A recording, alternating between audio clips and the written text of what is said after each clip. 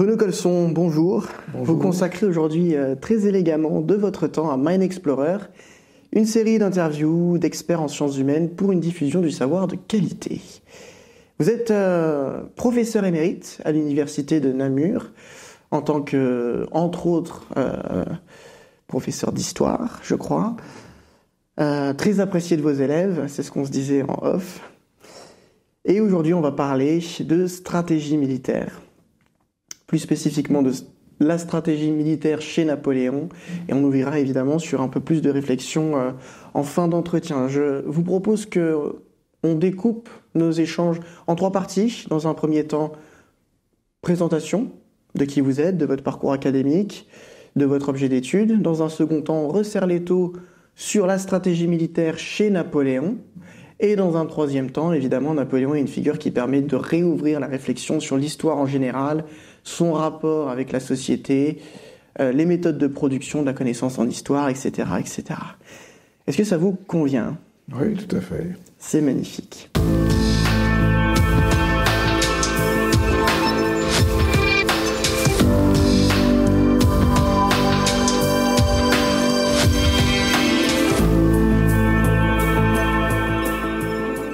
Bruno Colson, donc on l'a dit en introduction, vous êtes professeur à l'université. Est-ce que vous pourriez nous décrire dans les grandes lignes votre parcours académique, vos différentes casquettes universitaires et votre objet d'étude ? Oui. En fait, j'ai un parcours assez atypique, en ce sens que j'ai commencé par étudier les lettres classiques, en fait, donc latin, grec. J'ai enseigné dans un collège, une école secondaire, pendant quelques années. J'ai fait un premier doctorat, j'ai fait l'histoire aussi après la philologie classique, évidemment. J'ai toujours préféré l'histoire, hein, c'était mon objectif, mais disons que pour avoir un CV plus étoffé, j'ai fait d'abord ce qu'on appelle la philologie classique. Et puis, j'ai voulu faire un doctorat en histoire. J'avais pris en même temps quelques cours de sciences politiques, il faut le dire. Mais mon promoteur pressenti, enfin mon directeur, comme on dit en France, pressenti, pour une thèse, m'a plutôt orienté vers les relations internationales, donc qui dépendent des sciences politiques, parce que quelqu'un s'intéressait à la stratégie à l'université catholique de Louvain, où j'étais. Et donc, j'ai en fait d'abord fait un doctorat en relations internationales. Il concernait la culture stratégique américaine et l'influence de Jomini, qui est un penseur de la stratégie, sur l'armée et la marine américaine. Donc je suis allé aux États-Unis pour ça aussi, évidemment. Et puis alors j'ai été pris comme assistant à l'université de Namur, et puis je suis devenu professeur. Et alors j'ai fait un deuxième doctorat en histoire, à Paris, ici, à l'École pratique des hautes études, avec un ami à moi comme directeur de thèse, Hervé Couto-Bégari. Hervé Couto-Bégari, qui a enseigné la stratégie ici, tout près à l'école militaire, pendant plusieurs années. Et donc, mon sujet de thèse, alors, c'était le général Rogna, un général de Napoléon, qui a écrit plusieurs ouvrages, dont un intitulé « Considérations sur l'art de la guerre ». Napoléon l'a lu à Sainte-Hélène et il a répondu à ce que Rogna écrivait. Donc il a dévoilé en grande partie sa pensée en répondant à Rogna, qui avait été son commandant en chef du génie. Il commandait le génie de la Grande Armée en 1813. Alors après cela, j'ai vraiment abandonné les sciences politiques, vraiment, les relations internationales et les questions d'actualité. Je vous passe ces détails parce que, bon, la pétrole la demande d'abord. Et puis, je suis revenu finalement à mes premières amours, c'est-à-dire l'étude des guerres de Napoléon. Et donc, je n'ai plus fait que ça, en publiant des ouvrages, notamment chez Perrin, ici à Paris. Donc, évidemment, pour étudier cette période-là, je venais souvent à Paris, puisque les archives sont ici. Je dois dire que je suis belge, mais en Belgique, les archives que l'on conserve, c'est évidemment celles qui ont été produites depuis l'indépendance du Royaume de Belgique.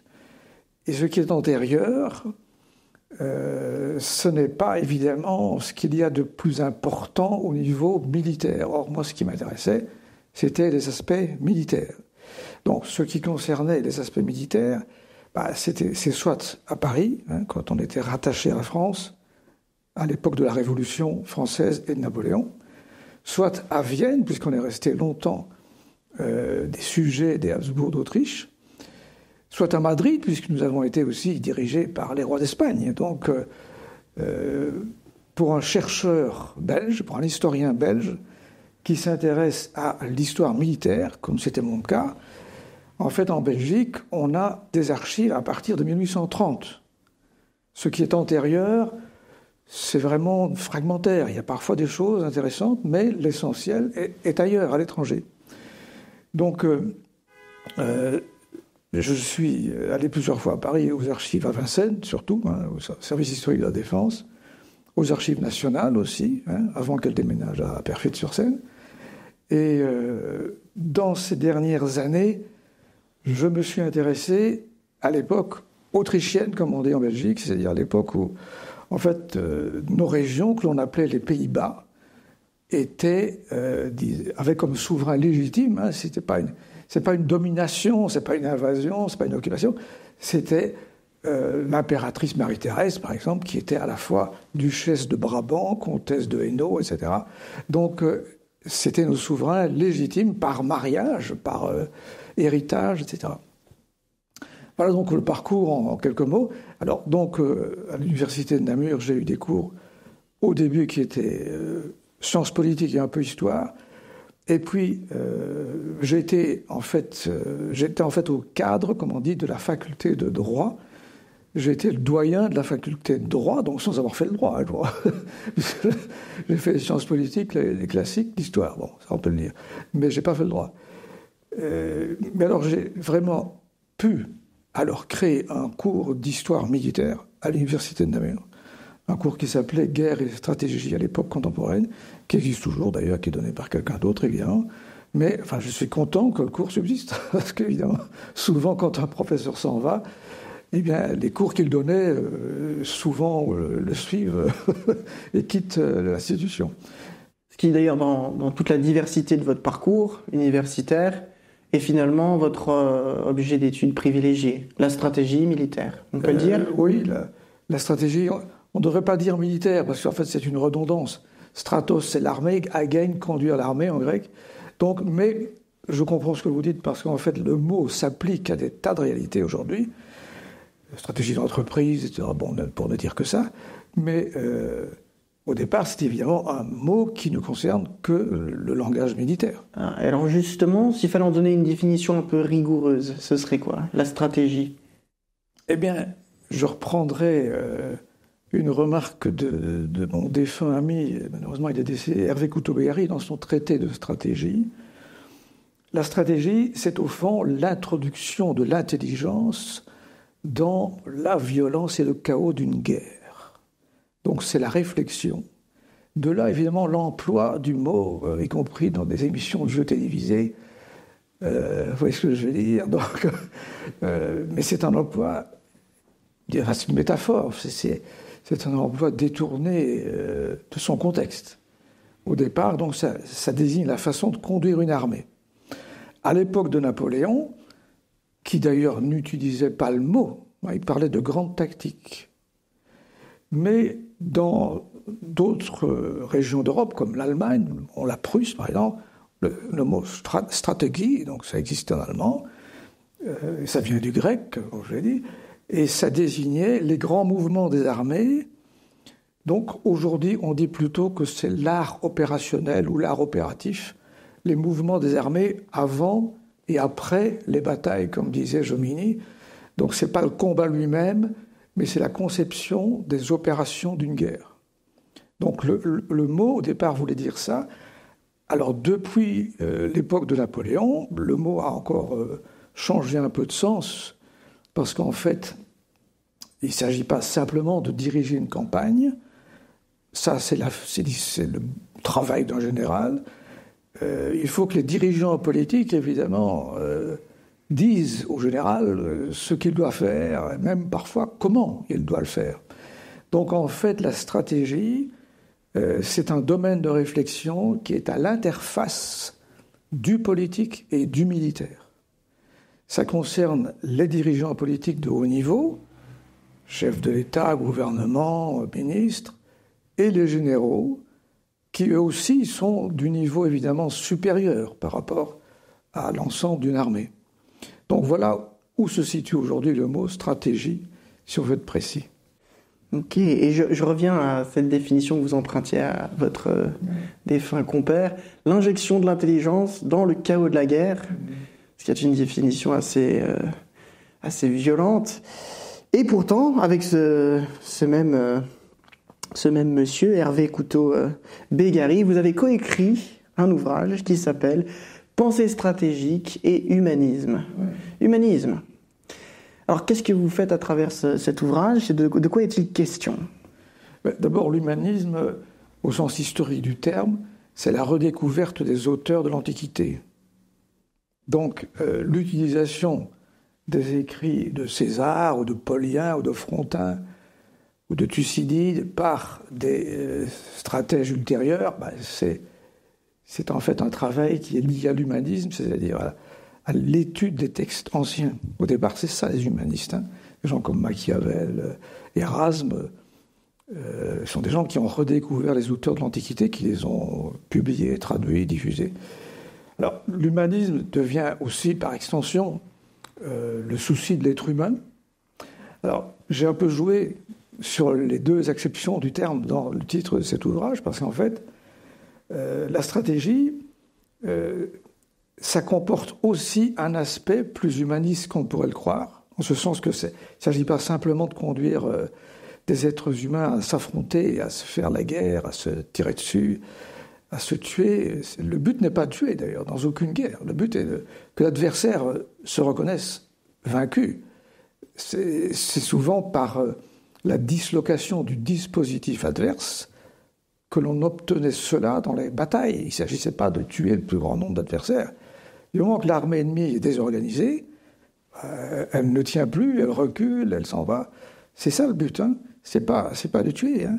Donc, dans la stratégie, il peut y avoir un certain humanisme dans ce sens où il y a des méthodes de faire la guerre qui peuvent économiser les vies humaines, si on peut dire, et chercher à atteindre l'objectif en faisant le moins de dégâts humains possible. Donc ça aussi, c'est une acception du terme humanisme en relation avec la stratégie. Est-ce que vous auriez des exemples concrets de la manière dont justement l'humanisme ou le souci de la personne humaine s'injecte dans la stratégie militaire au cours de l'histoire ? Oui, c'est-à-dire que c'est une vision qui est parfois un peu sommaire, il faut la relativiser, mais il y a des périodes de l'histoire où on s'est fait la guerre sans qu'il y ait, disons, trop d'animosité entre les belligérants et où l'on respectait un certain nombre de règles communes. Et on cite toujours le XVIIIe siècle. C'est l'époque où la guerre a été la moins épouvantable, si vous voulez. Elle était quand même terrible pour ceux qui la faisaient. Mais ceux qui la faisaient, c'était les militaires. Les civils étaient vraiment tenus à l'écart. Ils ne souffraient pas vraiment de la guerre. Un peu quand même du passage des armées qui réquisitionnaient parfois, mais normalement les armées avaient leurs magasins, comme on disait, c'est-à-dire leurs approvisionnements qui suivaient. Mais ça n'empêche qu'il y avait malgré tout des débordements et que les populations souffraient de la présence des armées. Il ne faut pas être non plus angélique. Mais par rapport à d'autres périodes de l'histoire, le XVIIIe siècle est souvent considéré comme une période de guerre limitée, entre guillemets, parce qu'évidemment, c'est malgré tout pas si limité que ça. Toute guerre comporte quand même des moments pénibles. Mais par rapport à d'autres périodes, disons que les civils étaient davantage respectés, et entre belligérants, on respectait aussi des règles, c'est-à-dire qu'on ne diabolisait pas l'adversaire. Le symbole de ça, c'est la bataille de Fontenoy, quand le comte d'Autroche, à la tête des gardes françaises, dit aux gardes anglaises qui sont en face, tirez les premiers, messieurs les Anglais. Vous connaissez cette phrase. C'est un peu devenu le symbole de cette guerre qu'on a dites en dentelle aussi, hein.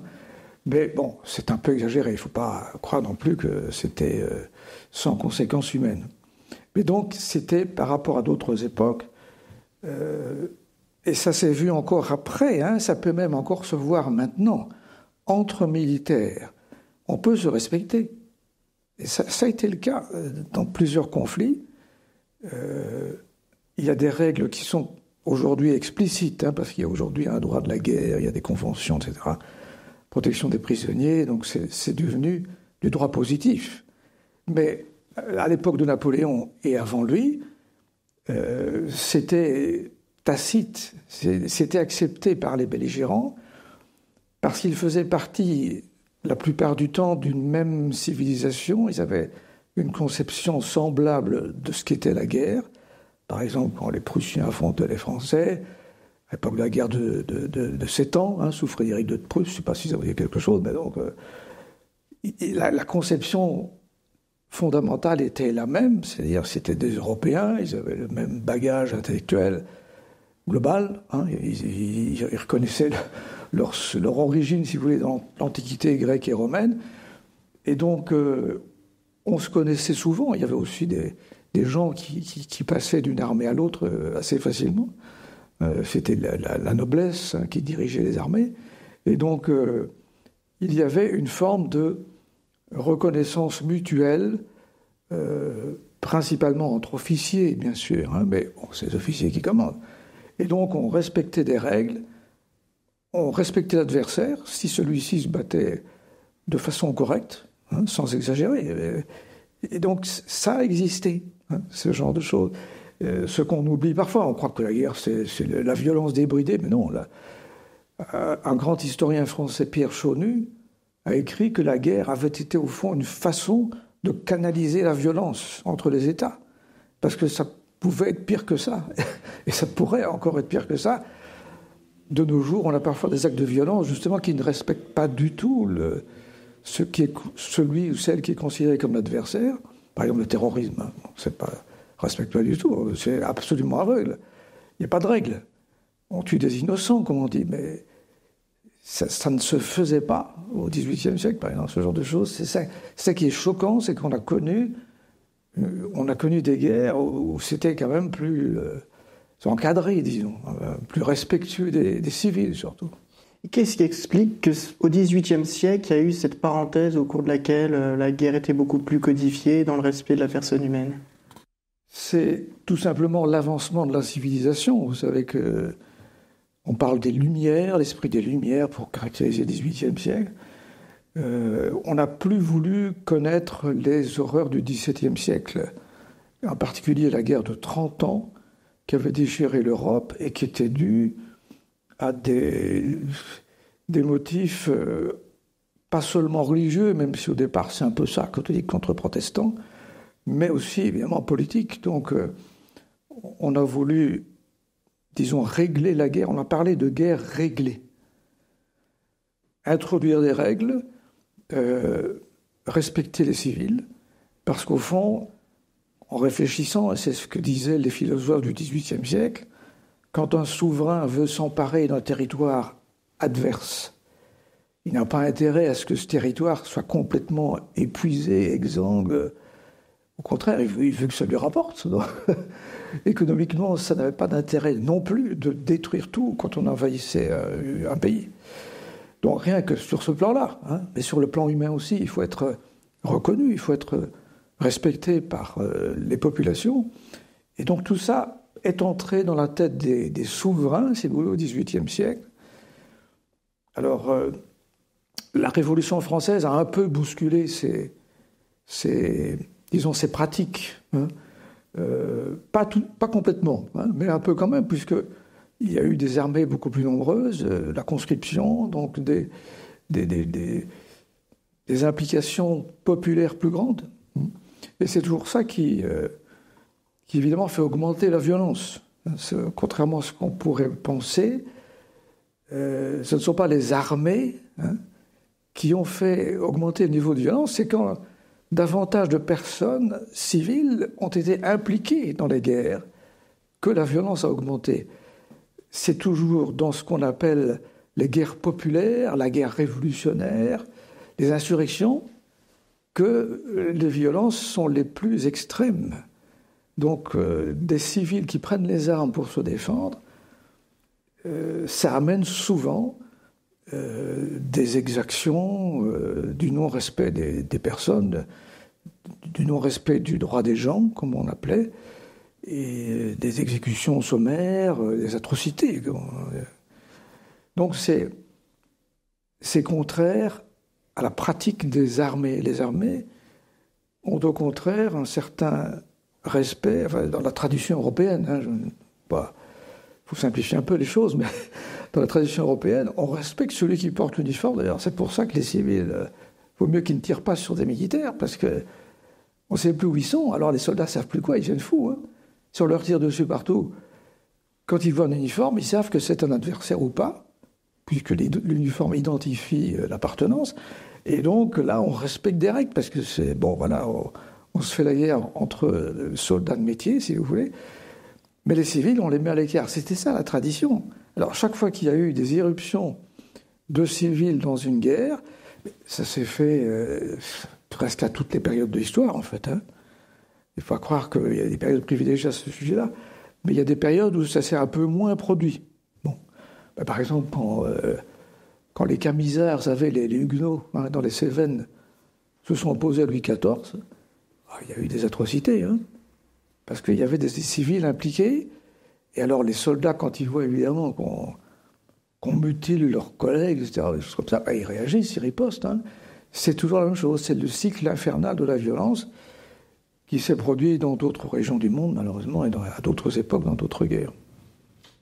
Ça peut être cette violence qui déborde à cause de l'intervention civile, ça peut être le cas parce qu'il y a un mouvement populaire spontané, comme dans le cas des révolutions, etc. Est-ce que c'est pas aussi le cas dans les guerres idéologiques, où les civils sont plus directement ciblés ? Bien sûr, bien sûr. C'est pour ça qu'avec la Révolution française, il y a eu une idéologie, une dimension idéologique qui a été introduite. Rappelez-vous, la République voulait faire la guerre au château, la paix aux chaumières. C'est l'expression qui a été utilisée. Donc, on fait une distinction dans les adversaires. Tout ce qui était noblesse, c'était des adversaires, mais on voulait que le peuple ouvre ses bras et accueille les révolutionnaires. Ce qui n'a pas toujours été vrai, mais enfin, c'était un peu l'idée. Ok, très bien. Donc, la stratégie, dans son acception bien comprise, c'est certes l'injection de l'intelligence dans le chaos de la guerre, mais intelligence veut dire arriver à un objectif qui n'est jamais celui de tuer directement, justement le plus efficacement possible en évitant le plus de dégâts possible. Oui, c'est ça. Oui. Très bien. Maintenant qu'on a un peu fait le tour de cette notion, qu'on en a tracé un peu les contours, je vous propose qu'on passe à la seconde partie, la stratégie chez Napoléon. Alors évidemment, pour se mettre un peu en jambe, je vais vous poser une question banale. Il y a un film en 2023 qui est sorti qui a remis Napoléon en lumière. Ouais. Le film Napoléon de Ridley Scott. Ouais. Qu'est-ce que vous en avez pensé ? Et éventuellement, si vous pouviez le mettre en balance avec une autre référence cinématographique pour nos auditeurs. Première chose à dire, c'est que par rapport aux autres films qu'on a fait sur Napoléon, et c'est pas facile parce que il faut tout un décor, il faut des armées équipées avec des uniformes qui coûtent cher, compliqués, on n'a plus ça. Donc c'est toujours difficile à rendre au cinéma. Mais Ridley Scott a fait un effort, il faut bien le dire, au niveau des uniformes et parfois même au niveau de certaines scènes, parce que je l'ai vu après, je sais que ça a été vrai, il s'est inspiré de certains tableaux, de certaines aquarelles, et donc par moments comme ça, on voit effectivement, enfin j'ai vu par exemple en Égypte, on voit Napoléon qui est devant un sarcophage que l'on ouvre là. Ben ça, il s'est inspiré d'un dessin, j'ai tout de suite pensé à ça. Donc il y a une certaine recherche à ce niveau-là, il ne faut pas le nier, mais ce qui ne va pas, c'est l'interprétation de Joaquin Phoenix qui ne correspond pas au personnage de Napoléon. Enfin, on ne comprend pas comment il a pu avoir une telle aura, un tel succès populaire, parce que c'est ça Napoléon, c'est quelqu'un qui a pu exploiter les médias de l'époque pour se rendre vraiment, se donner vraiment disons, une aura de héros, à la fois lié à l'ancienne monarchie, mais aussi issu de la Révolution. C'est assez unique dans l'histoire. Quelqu'un qui a réussi à contrôler les médias de l'époque, c'est-à-dire la presse, la littérature, la peinture, les gravures, ça, et à tel point qu'encore aujourd'hui, on est influencé par ça. J'ai été influencé dans ma jeunesse par toute cette imagerie qui a été répandue sur Napoléon et son époque. Il faut dire aussi que c'est une époque où on s'habillait quand même mieux qu'aujourd'hui. Il y avait une certaine allure. Bon, je parle évidemment de certaines catégories assez privilégiées de la population, mais les armées étaient magnifiquement habillées. Il faut le reconnaître, dans tous les pays. Hein. Donc il y avait un prestige extrêmement important de l'uniforme. Et c'est ça, évidemment, qui était aussi attirant. Et Napoléon le savait. Hein. Il s'habillait lui-même simplement, mais il voulait que son armée, en particulier sa garde impériale, soit très bien habillée. Et c'est vrai qu'on n'a jamais connu des uniformes aussi magnifiques. L'objectif est atteint. Donc, dans ce film de Ridley Scott, donc, ce qui manque, c'est le personnage lui-même de Napoléon. On ne comprend pas comment il a pu être aussi populaire en voyant Joachim Phoenix.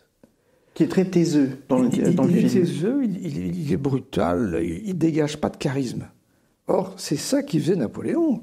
Il n'aurait pas pu envoyer des milliers d'hommes aller se faire tuer pour lui, finalement, en criant « Vive l'empereur ». Hein, on ne comprend pas comment on a pu crier « Vive l'empereur » quand on voit un empereur comme ça. Et c'est en partie en ça qu'il était bon stratège oui, c'est un élément, évidemment. Il fallait se montrer proche de ses soldats pour pouvoir exiger d'eux des sacrifices vraiment très grands, parce que c'est vrai qu'il les a fait marcher vraiment partout, surtout marcher au fond. Hein. C'était plus ça que tirer. Donc d'ailleurs, on disait que l'empereur fait la guerre avec nos jambes, disait-on, dans les rangs de la grande armée. Je rappelle, avant qu'on aille plus loin, que vous êtes l'auteur de Napoléon, de la guerre, un ouvrage dans lequel vous rassemblez des correspondances de Napoléon avec ses maréchaux, avec ses généraux, avec son ministre de la guerre, ça et d'autres productions qu'il a pu faire, le tout ayant pour but d'extraire tout ça et d'analyser le rapport de l'empereur à la stratégie. Est-ce que c'est bien ça ? Oui, à la guerre en général, disons, même à la guerre plus en général. qu'à la stratégie. Donc j'ai essayé de voir quelles étaient ses idées. Oui. Quand il a exprimé des considérations plutôt générales, parce que je ne suis pas rentré dans la justification de ses propres campagnes, parce que là, évidemment, on est parti pour la gloire, si je puis dire, mais j'ai essayé de prendre vraiment des textes où il se montrait sous un jour qui peut encore être considéré comme parlant aujourd'hui, c'est-à-dire là où il ne fait pas allusion à ce qui s'est vraiment passé dans ses campagnes à lui, parce que de toute façon, il racontait tout à son avantage, il ne faut pas se faire d'illusions, mais où il a exprimé vraiment des conceptions profondes. Alors, j'ai suivi les chapitres de la guerre de Clausewitz, et c'est pour ça que j'appelle ça de la guerre.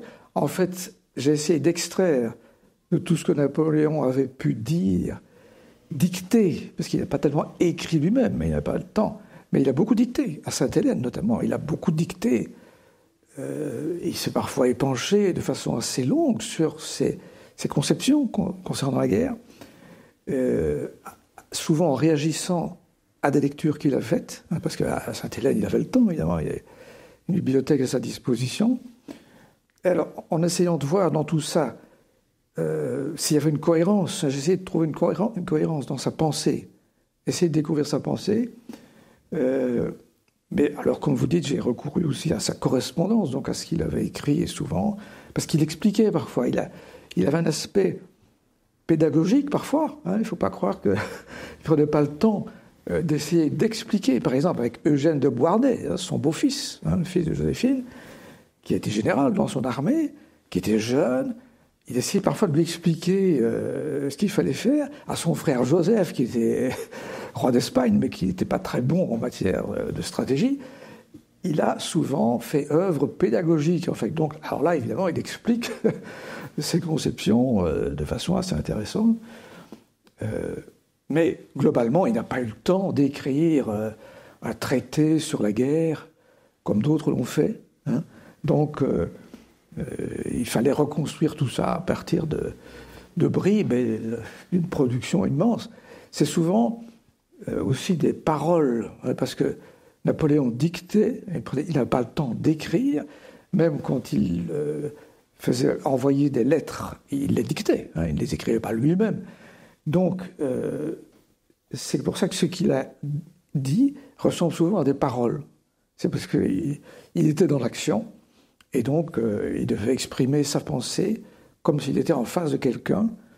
Parfois c'était le cas, parfois il était loin. Et j'ouvre encore une parenthèse, vous avez des compétences de philologue, si je comprends bien. Oui.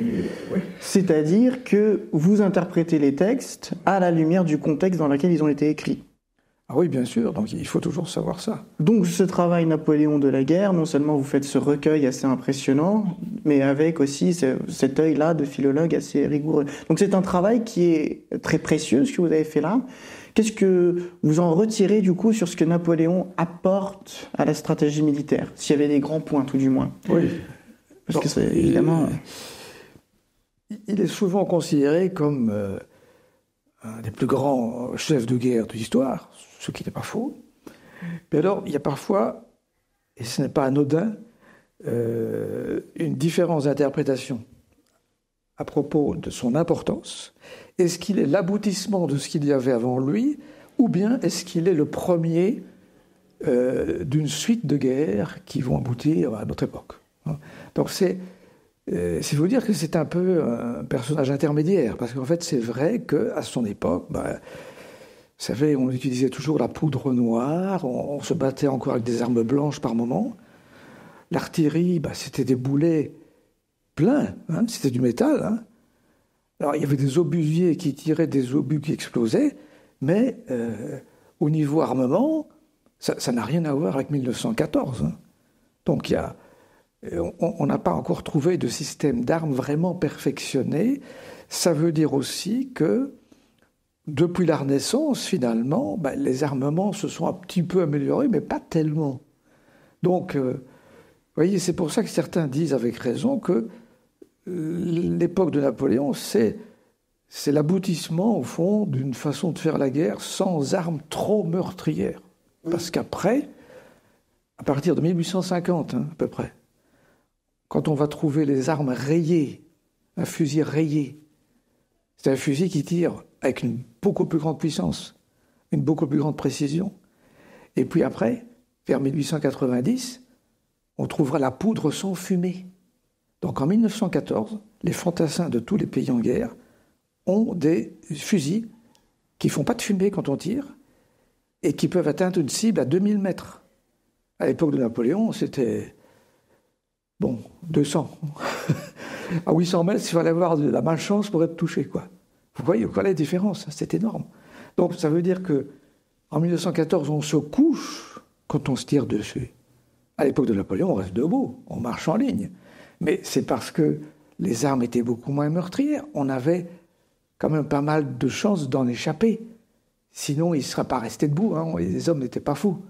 Donc, c'est pour ça qu'il est à la fois à la fin d'une époque, mais alors il est au début peut-être d'une autre époque, parce qu'évidemment, il va marquer tellement les armées qu'elles vont se professionnaliser après lui, à partir de lui, en fait.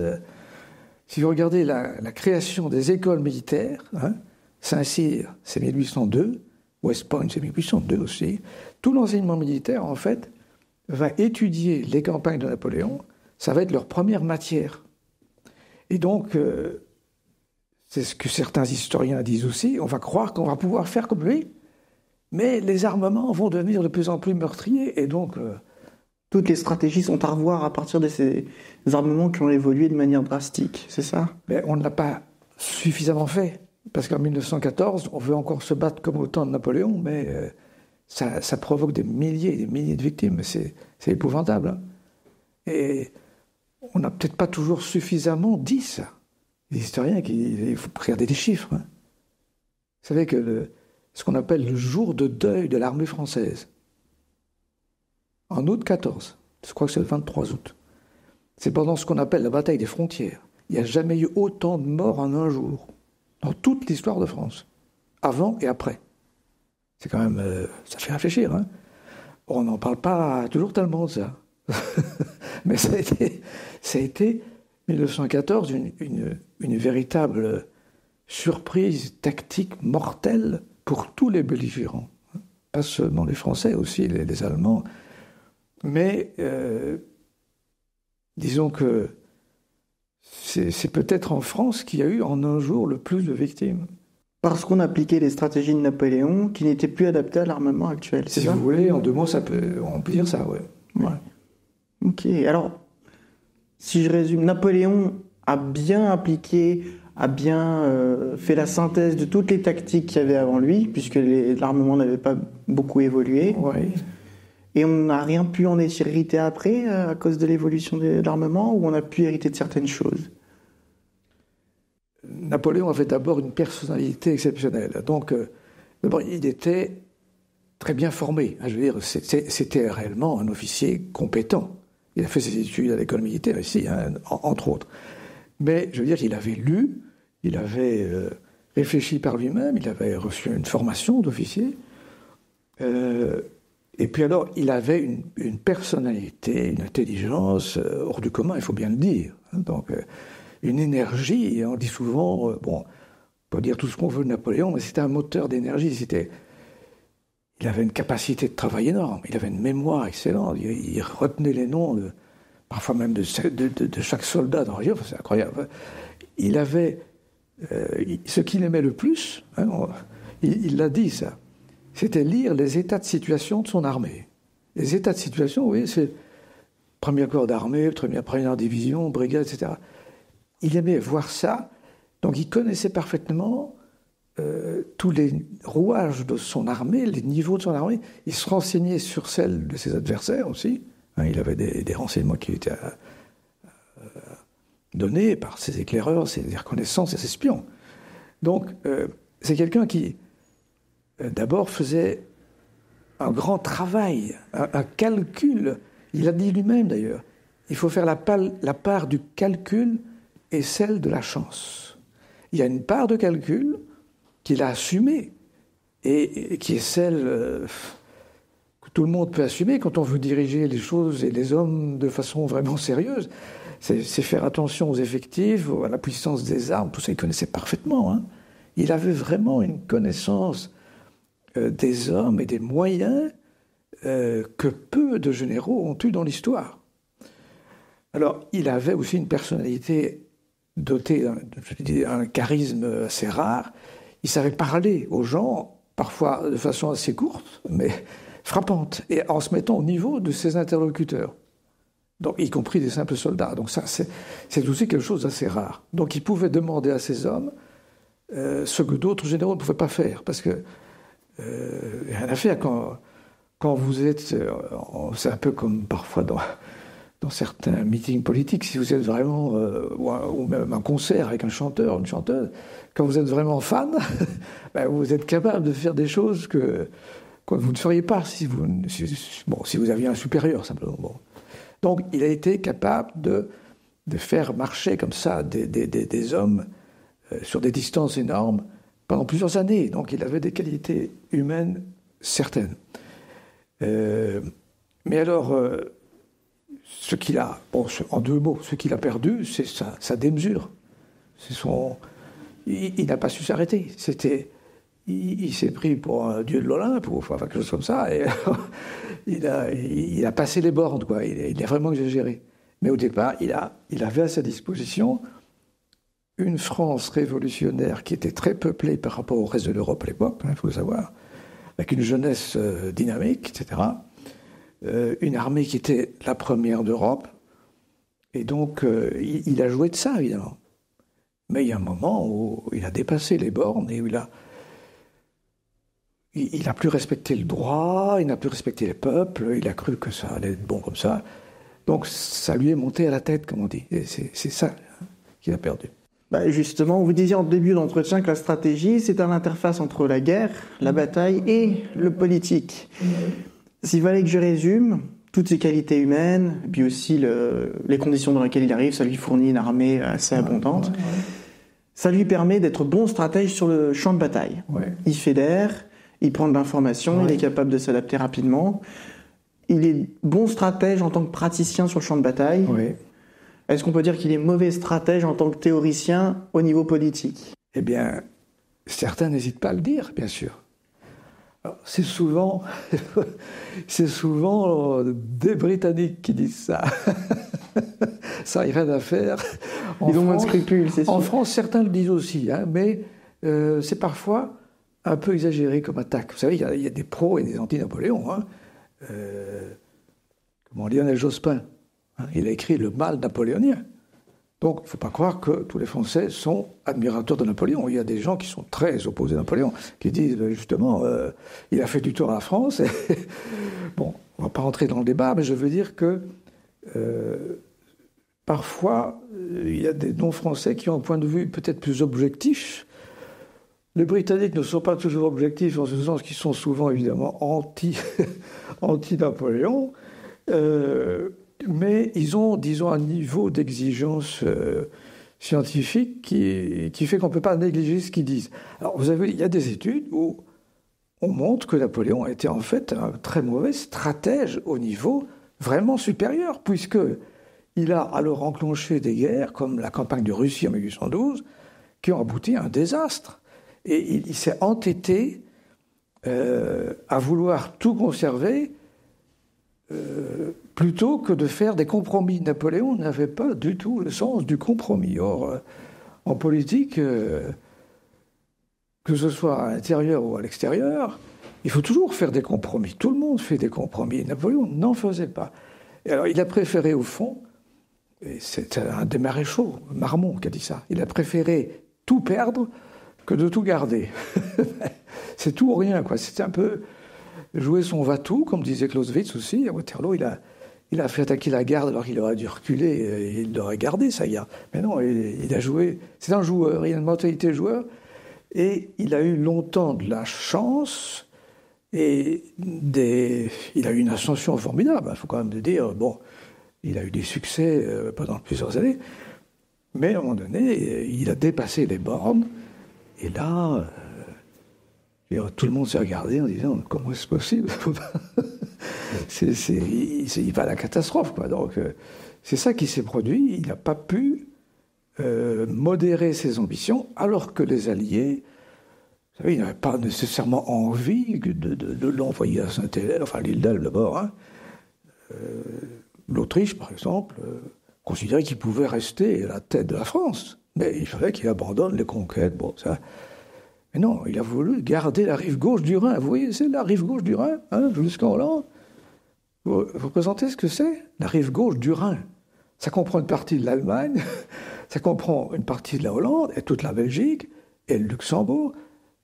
Et est-ce que c'est normal? Bon, donc, il se sentait aussi un peu prisonnier de l'héritage de la Révolution, parce que c'est la Révolution qui avait conquis ces territoires-là, et il avait fait le serment de respecter l'intégrité de la République. Il a dit ça quand il est devenu empereur. Il était empereur d'une république, en fait. Donc, alors certains disent ça pour l'excuser, en quelque sorte, enfin, pour l'aider à le comprendre. C'est qu'il se sentait tenu de garder une grande France telle qu'il l'avait trouvée quand il est devenu premier consul. Mais c'était une France qui était déjà anormalement agrandie par rapport à ce qu'on appelait l'équilibre des pouvoirs en Europe, l'équilibre des puissances, balance of power. Donc cette notion d'équilibre, c'était un peu une sorte de règle tacite des chancelleries, ça. Il ne fallait pas qu'une puissance devienne exagérément forte, sinon elle allait écraser les autres. Il fallait respecter un certain équilibre. Alors, il a clairement rompu cet équilibre-là.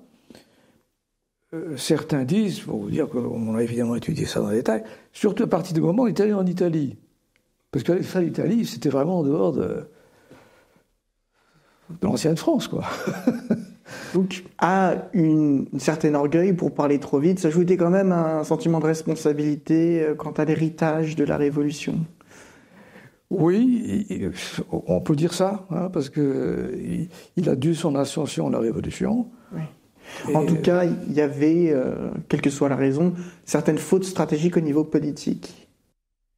Ben oui, la démesure, il n'y a rien à faire. C'est quand vous exagérez, ben, il y a toujours une sanction qui arrive. Et là, on ne pouvait pas le laisser continuer. C'était l'Europe napoléonienne, c'est vraiment une Europe dominée par la France. Hein. C'est pas l'Union européenne avant la lettre. Hein. Tout était tourné pour que ce soit avantageux pour l'industrie française, pour ce qu'on appelait les manufactures à l'époque. Hein. Il y avait des dirigeants, des ministres français en Bavière, en Italie, enfin vous imaginez. Donc lui était vraiment l'empereur d'Occident. Hein. Donc c'était une Europe soumise à la France, hein, il n'y avait rien à faire. C'était pas une espèce d'union sur un pied d'égalité. Pour parler de ce sur quoi Napoléon était bon, du coup, maintenant qu'on a parlé de la dimension politique, sur le champ de bataille, il était bon stratège. Par quelle bataille ça s'illustre le mieux ? Évidemment, j'ai la réponse, mais... Sa plus grande victoire, celle qui est toujours la plus célébrée à juste titre, c'est Austerlitz, évidemment. Parce que là, il est inférieur en nombre et parvient à remporter une victoire éclatante, vraiment sans aucune contestation, sur son adversaire, dans des conditions qui ne sont pas tellement favorables. Il est très loin de la France, il est en Moravie, il fait froid. Donc là, c'est vraiment l'action de son intelligence, mais aussi, il faut le dire, la qualité de son armée qui lui donne la victoire. Hein, parce que c'est l'époque où Napoléon avait les meilleurs soldats qu'il ait jamais eus. Ils avaient déjà une expérience de la guerre sous la Révolution, pour les plus âgés. Ils avaient eu un entraînement très poussé lors des camps face à l'Angleterre, puisqu'ils avaient prévu d'envahir l'Angleterre. Comme Boulogne est le plus célèbre, enfin il y en avait d'autres ailleurs. Donc c'est une armée très bien entraînée, avec des généraux qui ont aussi beaucoup d'expérience. Et il a réellement une innovation au niveau français, et ça c'est à mettre au crédit de Napoléon, c'est l'articulation en corps d'armée. C'est-à-dire ? Donc un corps d'armée, il y en avait 7 dans la grande armée de 1805. Hein. Un corps d'armée, c'est une petite armée, c'est-à-dire avec surtout de l'infanterie, parce que c'était l'arme la plus nombreuse, c'était l'infanterie, hein, mais aussi un peu de cavalerie, un peu d'artillerie, un peu d'éléments du génie pour les franchissements, etc., les sièges. Donc c'est en fait une armée miniature, comprenant à peu près 20 000 hommes, hein, qui peut aussi, c'était calculé pour ça, résister une journée face à une armée adverse entière, le temps que d'autres corps d'armée viennent à son secours. Donc c'est une articulation, vous comprenez, une façon de diviser l'armée en faisant parcourir des chemins différents au corps d'armée. Ce qui permet de désencombrer certaines routes, c'est normal, on sait ce que c'est aujourd'hui, parfois il y a des bouchons. Donc ça permet de faire aller les corps d'armée sur des itinéraires différents, mais il concourt à une manœuvre d'ensemble. Et c'est ça que Napoléon a fait en 1805, avant Austerlitz. Il a fait marcher ses corps d'armée à travers le sud de l'Allemagne, mais à travers des chemins différents qui leur ont permis de se rabattre d'abord sur les arrières de l'armée autrichienne, qui était dans la région d'Ulm, en Bavière. Donc il a ainsi éliminé la principale armée autrichienne avant d'affronter les Russes qui arrivaient. C'est ça, le mécanisme des corps d'armée et le génie de Napoléon, c'est ça. C'est faire concourir des corps d'armée qui ont leur autonomie, si vous voulez, mais à une manœuvre d'ensemble qu'il a conçue, lui. Donc, ce n'est pas des morceaux qui partent n'importe où. Ils font partie d'une manœuvre, mais beaucoup plus grande, beaucoup plus ample que ce qui n'avait jamais été fait jusque-là. Autrement dit, il a fractionné son armée. Avant ça, on ne fractionnait pas les armées. On avait peur de ça. Quand vous avez une fraction qui se fait attaquer tout d'un coup par le gros de l'armée adverse, elle est battue. Donc lui, il a réussi à fractionner son armée et à faire marcher par des itinéraires différents. Alors évidemment, vous avez beaucoup plus de possibilités d'envelopper un ennemi quand vous prenez des itinéraires variés. C'est ce qui s'est passé en 1805. Donc vous avez une sorte de grande faucille, si vous voulez, qui s'est rabattue sur les derrières de l'armée autrichienne. Et chaque corps d'armée, on a appelé ça aussi des torrents, tellement ils étaient allés vite pour marcher et pour réaliser cet encerclement. Oui, en unités plus réduites, ils sont beaucoup plus flexibles, je suppose. Oui, aussi. Et alors, c'est vrai, ils ont beaucoup marché. Hein. C'était avant tout une question de mouvement, plus que de bataille. Et c'est comme ça qu'une armée autrichienne à Ulm, à la rue d'Ulm ici, c'est pour ça, qui a capitulé sans qu'il y ait même de bataille. Donc là, elle était complètement encerclée, inférieure en nombre parce que cette armée autrichienne s'était avancée trop loin en Bavière, pour des raisons politiques aussi. Ils voulaient attirer la Bavière de leur côté, ça n'a pas marché. Et alors, la grande armée de Napoléon, si on appelle la grande armée, c'était nombreuse évidemment, c'est l'armée principale, elle s'est rabattue sur, on appelait ça les derrières, en fait, ça fait un peu rire aujourd'hui, enfin c'est les arrières, mais il y a une différence entre les deux, on ne peut pas rentrer dans les détails. Mais donc les Autrichiens ont été encerclés, ils n'ont pas pu s'échapper de la nasse, ils ont capitulé, et ça a été évidemment un coup extraordinaire, ça. Donc, et le fait d'avoir fractionné l'armée pour attaquer sous différents angles, ça a été l'une des clés de la victoire. C'était vraiment Il y avait déjà eu des tentatives avant. Il y a déjà presque des corps d'armée, par exemple en 1800 pour la manœuvre de Marengo, des choses comme ça. Avant Napoléon, même durant la guerre de 7 ans, il y avait eu des expérimentations. Mais ça devient vraiment quelque chose d'institué en 1805 avec Napoléon. Et avec vraiment, des corps d'armée étudiés, pensés pour avoir suffisamment de tout, infanterie, cavalerie, artillerie, génie, dans des proportions propres à l'époque, évidemment. Les fantassins, on appelait l'infanterie la reine des batailles à l'époque, parce que c'était l'infanterie qui décidait souvent de tout, qui était la plus nombreuse, etc. Mais donc, il a vraiment articulé, c'est vraiment le mot qu'il faut utiliser, parce que on garde l'idée d'ensemble, on articule, c'est comme un bras qui s'articule. Ça fait partie d'un bras, mais il y a des articulations.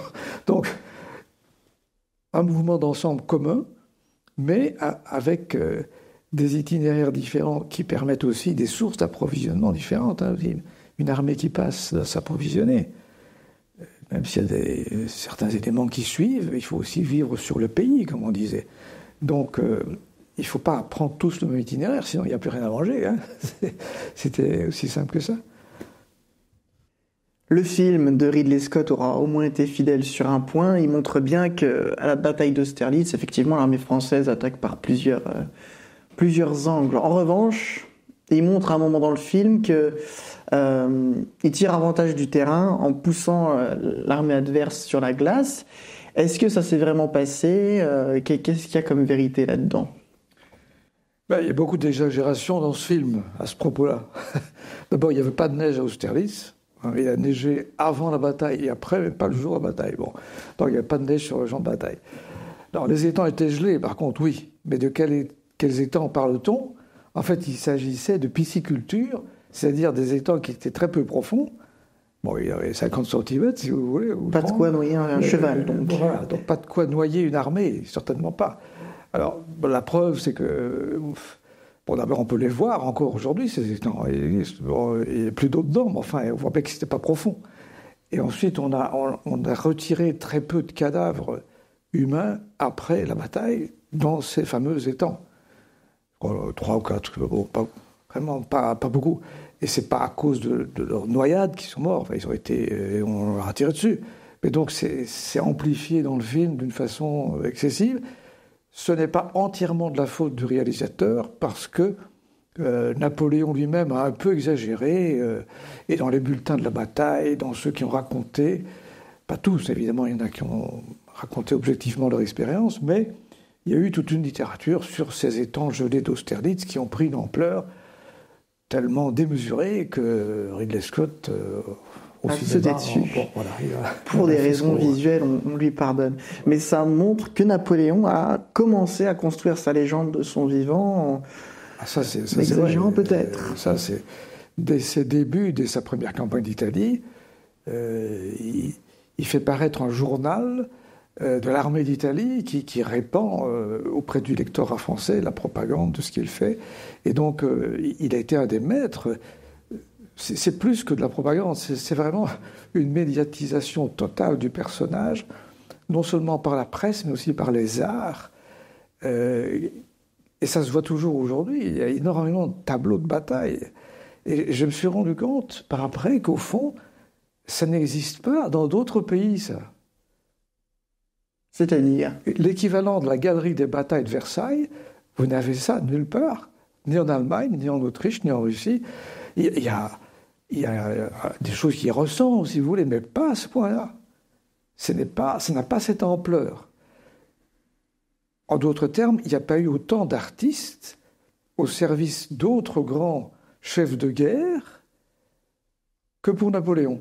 C'est vraiment lui qui a rassemblé autour de ses faits d'armes le plus grand nombre de peintres, de graveurs, de dessinateurs, au point que nous en sommes toujours marqués. Moi, personnellement, je vous avoue que durant mon enfance, j'ai été marqué par ça. C'est pour ça que ça m'a intéressé. Il y a toute une imagerie qui a été développée, et c'est lui qui était la source de ça. Il a compris que ça aurait de l'importance. Et il n'y avait pas tort. Mais effectivement, ça en fait la figure sulfureuse qu'on connaît aujourd'hui. Ça me permet d'enchaîner avec cette troisième partie, l'histoire en général. Et Napoléon est évidemment la meilleure illustration de ça, parce que dès qu'on parle de lui aujourd'hui, on demande à l'histoire de se positionner. On demande à l'histoire de rendre des comptes.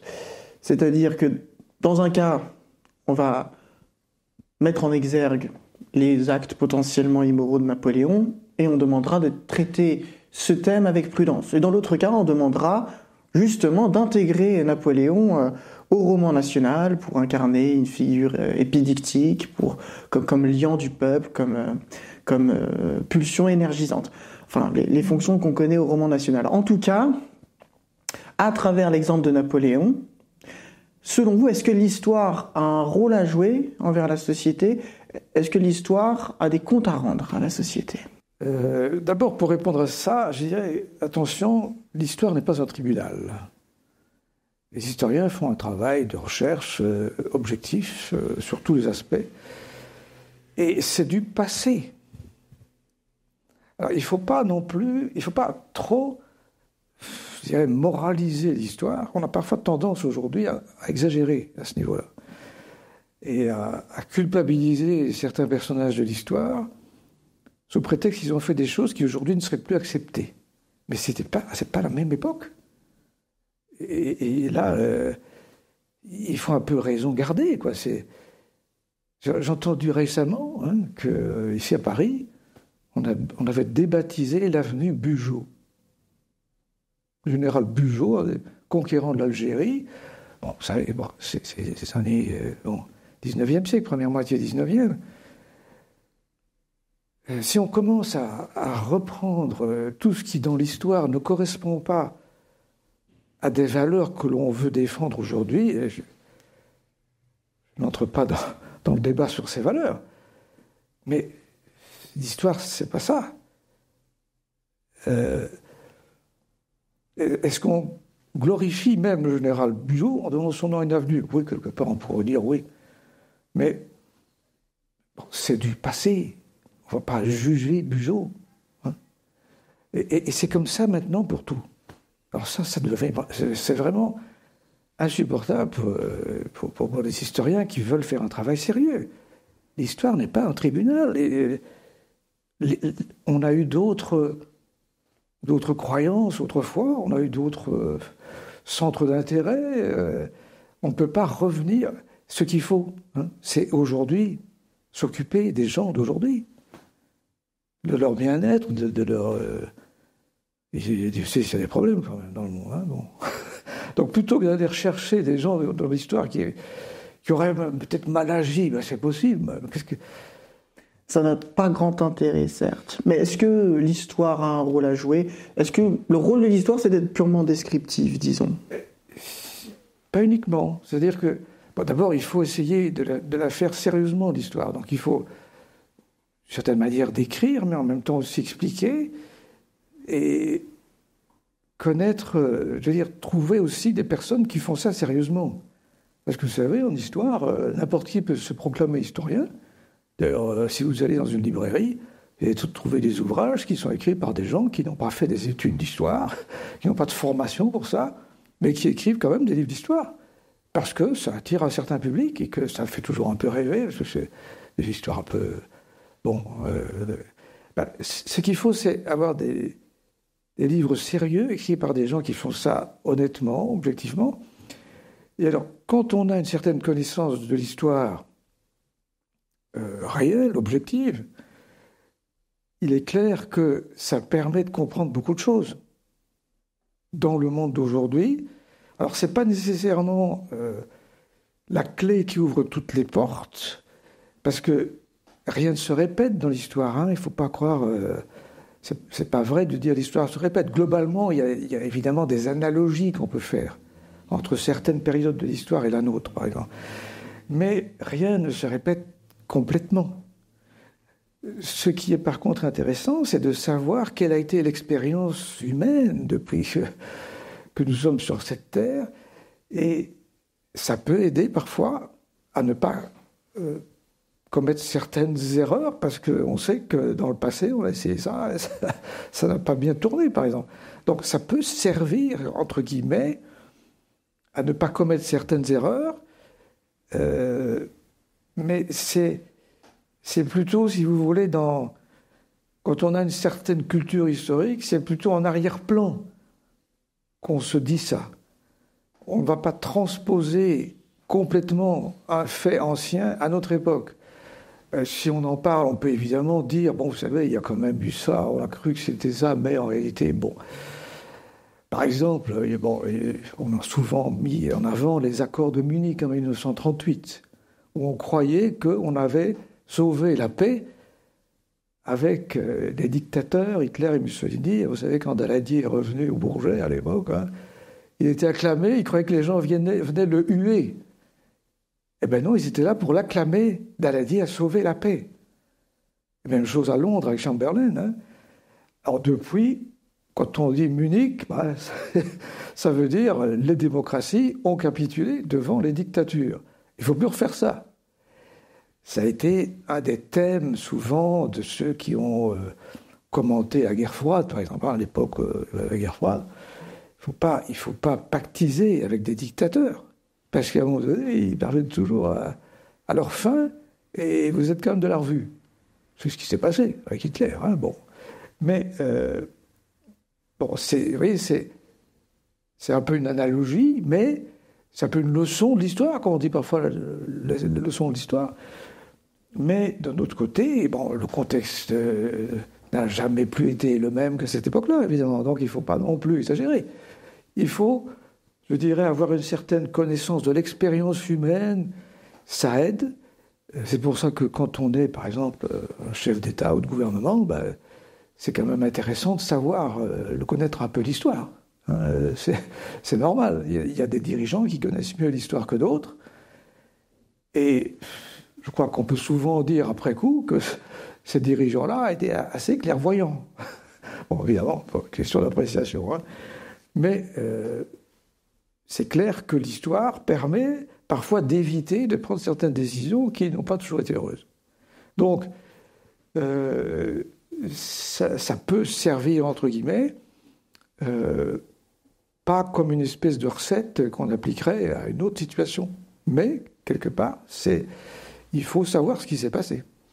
C'est une connaissance précieuse, mais qui s'ajoute à d'autres pour guider nos décisions pour l'avenir. C'est ça, hein. Est-ce que l'histoire est une science, selon vous? Ça fait, on dit aussi, il y a des sciences dures. Il y a des sciences humaines. C'est une science humaine. Bon. Donc, c'est une science humaine. Elle a une méthode. Il y a en tout cas une méthode de recherche. Ça, c'est clair. C'est ce qu'on apprend aux étudiants, aux étudiantes qui font des études d'histoire. Donc, on avance avec une certaine précaution, un certain souci de l'exhaustivité concernant ce qu'on étudie, un retour aux sources de première main, comme on dit, hein, donc ce qui est le plus proche de l'événement, et c'est souvent dans les archives que l'on trouve ce qui est le plus proche des événements que l'on étudie. Il ne faut surtout pas se contenter de ce que d'autres historiens ont écrit. Les livres, ça ne suffit pas. Il faut aller aux archives. D'ailleurs, tous les étudiants et toutes les étudiantes qui font de l'histoire, on leur dit d'aller travailler dans des dépôts d'archives, ce qui n'est pas toujours très amusant, parce que bon, c'est des vieux papiers, c'est pas toujours facile à lire. Il faut parfois éplucher énormément de papiers pour trouver assez peu de renseignements, finalement. Parfois, ça ne correspond pas à ce qu'on cherchait, hein, parce que ça n'a pas toujours été classé de façon parfaite. Mais c'est essentiel quand vous voulez étudier quelque chose à fond. Par exemple, parler de Napoléon, j'ai déjà vu la signature de Napoléon au bas d'un papier, hein, c'est quand même quelque chose. Hein. Donc, retourner aux documents de l'époque, c'est toujours... c'est un des critères centraux, ça, la source. Ah oui, la source de première main. Hein. Primary sources, comme on dit en anglais. Hein. Donc, il ne faut pas se contenter des sources secondaires, il faut aller aux sources de première main. Donc ça, c'est toujours un des critères pour évaluer un travail d'histoire. Les profs, ils évaluent. Donc, quand un étudiant fait un mémoire, hein, on regarde ce qu'il a écrit, on voit si il ou elle est allé épouiller des archives. C'est essentiel. Donc, dans toutes les universités, on fait ça.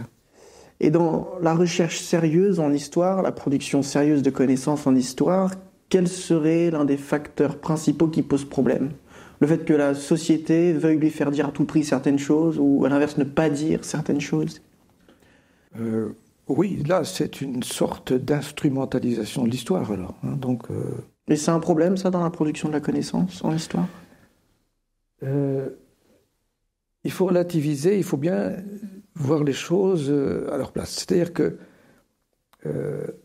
il n'y a rien à faire, c'est normal, on ne peut pas tout étudier non plus. Donc il faut faire des choix. Et donc il y a des sujets qui sont parfois plus à la mode que d'autres. Bon, c'est légitime, puisqu'il faut faire des choix. Alors, les modes, c'est pas la même chose que la mode concernant, je sais pas, la chanson ou les vêtements. Mais au sein des départements d'histoire, c'est clair qu'il y a, disons, des orientations hein, qui sont plus en phase avec ce que les professeurs en place ont déjà fait. Hein. Il y a eu très longtemps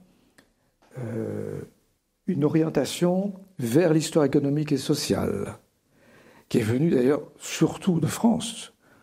Et ça avait une base un peu, je dirais, un peu politique, un peu propre à une époque. C'est une réaction après la Première Guerre mondiale.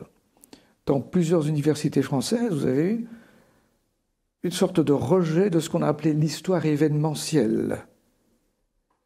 C'est-à-dire l'étude des événements, des grands traités de paix, des batailles. Et on a voulu étudier les structures profondes, c'est-à-dire ce qui avait permis à un pays de prospérer, de quel genre d'individus un pays était composé, donc l'histoire économique et sociale, qui était basée évidemment sur l'étude de sources, surtout de type quantitatif, des statistiques de population, des bilans de manufacture, et puis d'industrie, d'entreprise. Donc là, on avait des données objectives. Et donc, il y a eu, pendant plusieurs décennies, hein, donc je vous dis, ça remonte aux années 20, c'est ce qu'on a appelé la nouvelle histoire. À l'époque, c'était nouveau. Depuis, évidemment, c'est plus si nouveau que ça, mais c'est resté longtemps dans les universités, y compris en Belgique, y compris aux États-Unis, en Grande-Bretagne. C'était l'orientation des travaux sérieux, parce qu'on étudiait, si vous voulez, les structures, pas uniquement les actions des grands hommes, les événements, la surface des choses, mais ce qui était plus profond. Alors, de cette orientation-là, qui avait aussi, en fait, certains liens, il faut le dire, avec le marxisme, des substructures, etc., on a rejeté des actions des individus au profit de l'action de ce qu'on a appelé les forces profondes. Oui. Donc, longtemps, les universités sont allées dans ce sens-là. Quand j'étais étudiant, j'étais en cours ça, en fait. J'avais jamais eu un cours d'histoire militaire, mais ça n'existait pas. C'était considéré comme c'était bon pour les militaires, ou bien peut-être pour ceux qui s'intéressaient aux petits soldats, aux batailles, aux uniformes. Bon, c'était pas considéré comme très sérieux. Alors, depuis plusieurs années, il y a eu, comme toujours, il y a des mouvements de balancier dans tout, dans toutes les disciplines, il y a eu un retour à l'histoire militaire avec un point de vue plus global que ce qu'on avait avant. On n'a pas refait de l'histoire purement événementielle. On a intégré aussi l'histoire sociale des armées, puisque ça relève de l'histoire sociale, mais les armées, c'est un groupe important, avec beaucoup de documents d'archives en plus. Donc, c'est sérieux.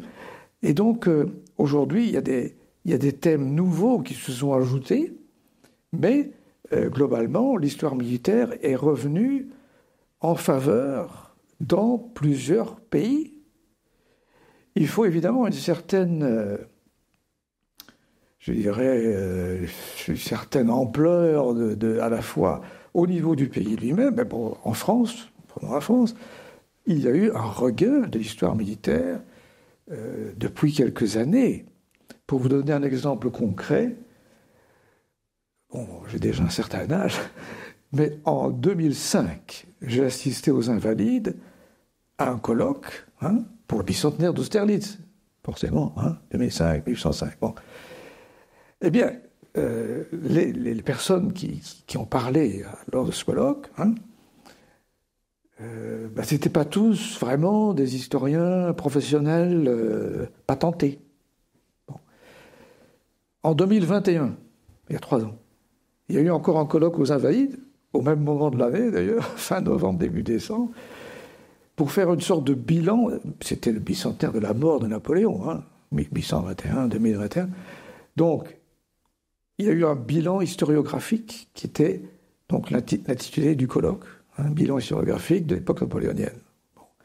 Surtout des guerres napoléoniennes, en fait, parce que c'était organisé par le service historique de la défense, donc c'était les guerres. Eh bien, il y a eu beaucoup de jeunes chercheuses et de jeunes chercheurs qui sont venus parler de leurs travaux concernant les guerres napoléoniennes. Et alors, quelle est la cause de ça? Est-ce qu'on a fini par considérer que oui, c'était un des moteurs importants de l'histoire? La stratégie militaire? La cause, c'est difficile à dire. Personnellement, pour avoir un peu vécu ça, je pourrais vous dire, c'est venu peut-être un peu par le biais de l'étude de la stratégie à l'époque de la guerre froide et de ce qui a suivi la guerre froide. Mais c'est venu aussi d'une influence peut-être plus grande de ce qu'on appelle les pays anglo-saxons, parce qu'ils ont aussi connu une certaine vogue de l'histoire économique et sociale, mais pas autant qu'en France, parce que les anglo-saxons, ils n'ont jamais été envahis, si vous réfléchissez. Ni les Britanniques ni les Américains n'ont subi une occupation comme les Français, les Belges, les Hollandais. Bon. Donc, ils ont toujours vu la guerre comme quelque chose d'extérieur. On dirait, sauf les Américains avec la guerre de sécession. Bon, ça concerne une certaine partie des États-Unis. Il y a des choses à dire. La guerre de sécession, c'est vrai. Mais globalement, depuis, ils n'ont pas été envahis ni occupés. Ça n'a rien à voir avec l'occupation de l'Allemagne nazie dans l'Europe occidentale. Hein. Donc, les anglo-saxons n'ont jamais rangé l'histoire militaire dans les oubliettes, comme ça a été le cas en France ou en Belgique. Parce qu'ils ont un point de vue plus extérieur à ça. Oui, c'est ça. Ils n'ont pas subi autant. Ils n'ont pas été peut-être autant dégoûtés de la guerre, on peut dire ça comme ça. En tout cas, oui, vous avez devancé l'une des questions que je voulais vous poser, c'est qu'effectivement, l'histoire, quand bien même on voudrait qu'elle soit objective et purement descriptive, on sélectionne le thème, qu'on le veuille ou non. On prête plus d'importance à l'histoire napoléonienne qu'à l'invention de la charentaise, alors que si on était vraiment objectif, on s'intéresserait aux deux de la même manière. Donc, on hiérarchise, on sélectionne, vous m'avez dit, ça se fait selon des modes, mais personne n'a vraiment la main sur ces modes qui mettent la focale sur tel ou tel sujet. J'ai utilisé le mot mode, aussi le mot orientation, qui est peut-être, oui, peut-être un peu plus sérieux, mais ça, qu'est-ce que vous voulez, dans les universités, on ne peut pas tout étudier, donc forcément, il y a des thèmes qui sont davantage choisis. Mais il n'y a pas un rationnel qui explique, qui justifie la sélection de ces thèmes. Non, c'est l'évolution, les parcours des professeurs, des académiques. Vous ne pouvez pas évidemment superviser un travail qui soit complètement en dehors de votre sphère de compétences. Sinon, comment voulez-vous évaluer ça? Donc il faut forcément une certaine transmission, non seulement des méthodes, mais aussi des sujets, des goûts pour tel ou tel sujet. Oui, ça se fait vraiment selon un climat qui dépend de personne. Les universités, comme ça, ont des thèmes de recherche qui dépendent en grande partie de leurs professeurs. Oui. Et donc, et de leur affinité avec... quand il y en a un qui disparaît, ça change un peu. Et le nouveau, il nuance un peu, il change un petit peu le thème. Je connais des cas, il y a des cas comme ça. Donc, quand un tel est parti, les travaux sont plus tout à fait les mêmes. Bon, qu'on appelle ça des modes ou des orientations, comme je vous dis, on ne peut pas tout étudier. Donc, il faut faire des choix dans la vie, c'est ça. Donc, il y a ça. Et alors, vous disiez aussi que c'était... quelque chose de ce qui dépend d'un courant de pensée ou du moins d'un rapport affectif à tel ou tel sujet. Oui, il y a aussi, disons, une certaine pression inconsciente de ce qu'on pourrait appeler le grand public ou l'environnement où on évolue.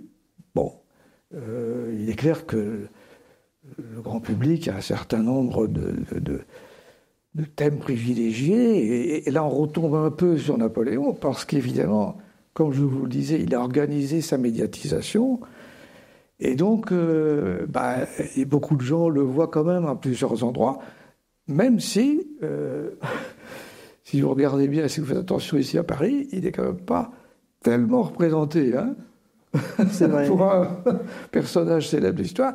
J'ai déjà vu ça, je ne sais plus où. En fait, il est devenu essentiellement un personnage de l'armée française. Il est tous invalide, Napoléon. Non seulement son tombeau, mais sa statue est dans la cour d'honneur. Alors vous me direz, il y a la place Vendôme, oui, mais enfin, en dehors de ça, il n'y a pas de statue de Napoléon. Il n'y a pas tellement de statues de Napoléon. On pourrait en avoir plus. Il y a peut-être des monuments. Alors vous me direz, l'Arc de Triomphe, oui, c'est vrai que c'est lui qui a eu l'idée de l'étoile, il y a celui du carrousel, mais on ne peut pas dire qu'il encombre tellement le paysage. On a fait une statue à Clémenceau, là, sur les Champs-Élysées, vous voyez. On n'a pas fait une à Napoléon, exprès. Bon, il y a un peu l'héritage de son époque, évidemment, mais plusieurs historiens français ont déjà dit ça. Au fond, Napoléon, il est surtout cultivé par l'armée. Il est tous invalides. Bon. Mais en dehors de ça, il y en a qui ont parfois des opinions un peu plus critiques vis-à-vis de Napoléon. Donc il n'est pas présent tellement dans l'espace habituel des Français. Bon, ça veut dire que ce que pense la population, ça compte aussi dans les sujets qu'on étudie en histoire. Donc, moins directement, hein, parce que malgré tout, il y a quand même une certaine indépendance des milieux académiques, comme on dit. On ne se laisse pas trop influencer. Mais parfois, il y a des demandes qui sont formulées. Hein. Par exemple, pour un exemple en Belgique, on a voulu étudier comment était mort Patrice Lumumba au moment de l'indépendance du Congo. Il y a eu toute une enquête rassemblant des historiens patentés pour voir, d'après les papiers qu'on avait, qu'est-ce qui s'était vraiment passé, etc. Donc il peut y avoir des demandes sur un point précis qui viennent de l'opinion.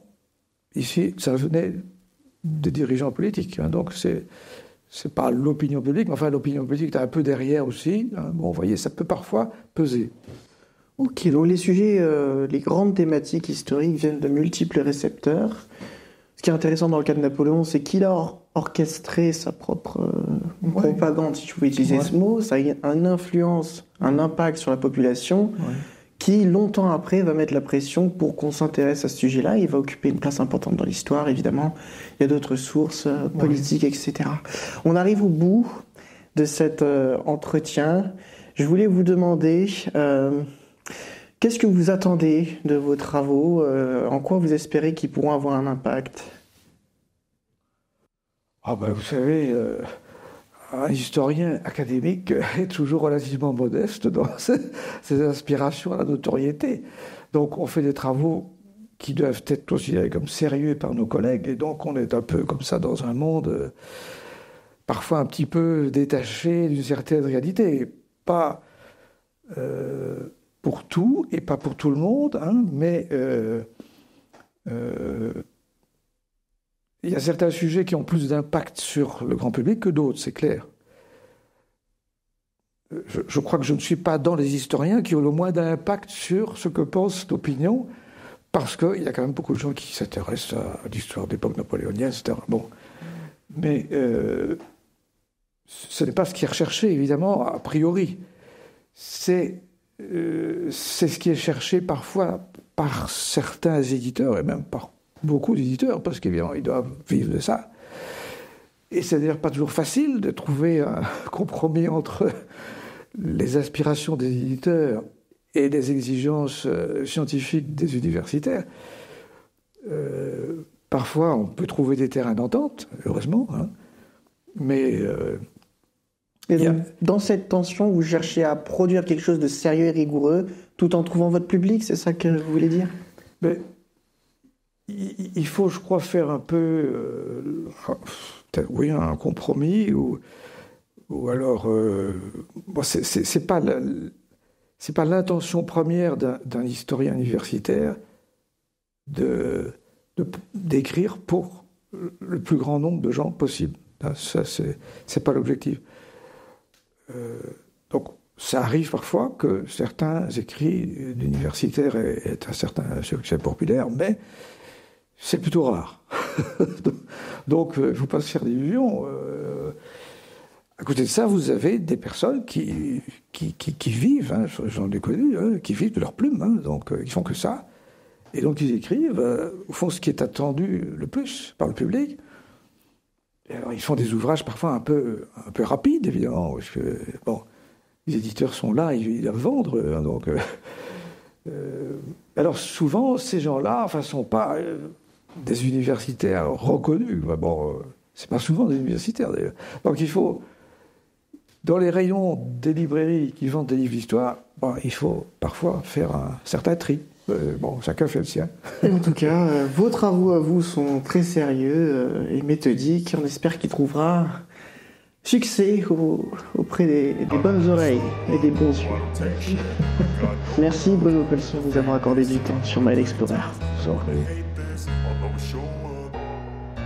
I don't ever slow up, no I don't take shit. I got no love for the fakeness. If you wanna play tough and wanna hate this, I'll always show up and make a